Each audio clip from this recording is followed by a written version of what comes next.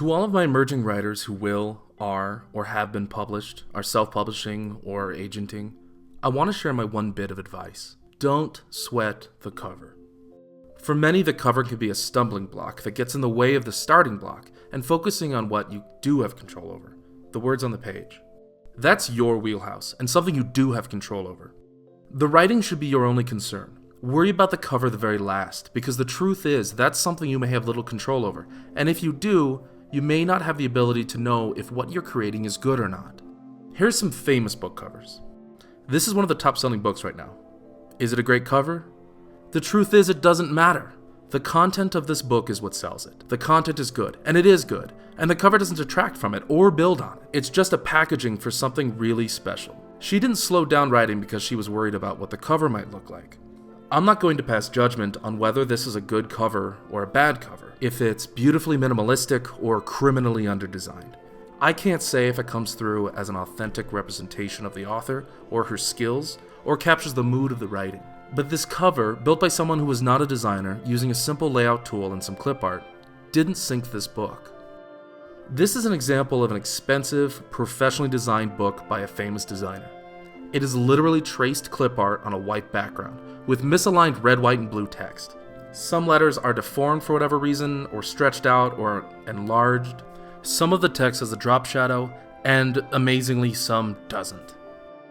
I don't know if the kerning is off a little bit. Is this better than Milk and Honey? Does it look like the difference between the two is hundreds of thousands of dollars and decades of design experience? Regardless of the cover, this is an incredibly successful book. As devoid of design as this may seem, it does have intentional decisions that were made. The alignment, the typeface, and the positioning were all planned out. But again, what we learn is that a cover design doesn't have to look like what people assume a book cover needs to look like in order to be successful. This is a professionally designed cover by a professional designer hired by a major publisher and took months to produce with back and forths between the author, the designer, the publisher, and their marketing teams. I don't believe this is the best cover any of them could create, but instead a collaboration that ended in compromise. This is the compromise between the marketing team requesting a landscape to match the tone and the designer's wish for an all-black cover with a prominent skull. Instead, we get a cloudy blue sky with an uneven waving gradient into black. Is this cover perfect? I don't think anyone who worked on it would agree. Everyone would probably say that one small tweak towards their personal tastes would have improved it. And I know this because I was fortunate enough to sit in on a talk done by the cover designer. So, what makes a good cover design? Because it's art, and art is subjective, we'll look at qualitative and quantitative data. This is the information marketing teams use when overseeing cover design. The marketer's goal isn't to punch into the market with something bold. It's to find safe choices, reminiscent of other books in the target market, and opt for a safe minimum of sales over a higher maximum of sales to protect the publisher's interests. Qualitative data is listening to qualified opinions. If Neil Gaiman said the book cover was the most important part of selling a book, then that's great qualitative data. But of course he never said that. Usually qualitative data is collected by case studies and focus groups, using a lot of people and measuring general responses as a sample of the overall general audience. Quantitative data is the hard numbers. Maybe they would say pink covers sell better among females 12 to 21, but blue covers sell better for females 35 to 50. That data, like all data, is only as good as the execution it informs. If one book cover sold more than any other verifiably, we wouldn't see multiple covers on the same book within the same markets time and time again. I'm a full-time writer, and I'm personally self-published. Although my own book has a meager 30,000 downloads, and the content is regrettably pretty amateur as my first attempt at publishing, I feel like it's done okay.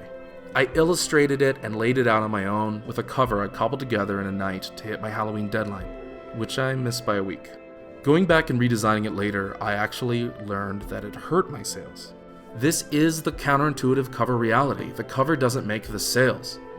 It sold better when the reviews were more positive, and went down as the reviews balanced out. The sales were never tied to the cover, they were tied to the content. And the content was a solid, middling rating. It was a 3.5 at best amount of stars. As more and more reviews came in from people who expected a 4-star book because that's what it had, the rating dipped, and no cover redesign could save it. I don't believe people pick up books in bookstores like they used to. Everyone has access to a wealth of information on whether or not a book is worth their time right in their pocket. As time is more precious, the gut instinct to buy a book based on its cover just doesn't happen all that often anymore. The cautionary idiom of "don't judge a book by its cover" has been tested, and many indie authors will argue that people do anyway. But I don't think that's true. Everyone has the ability to judge a book at any point in time by easily finding ratings, rankings, and reviews online. And people don't need the cover to inform their purchasing decisions anymore. And unless you have a wide distribution model where your market is in the millions, the benefit of those impulse cover buys are too meager to matter. Again, it's the writing that matters. It's the writing that will sell your book.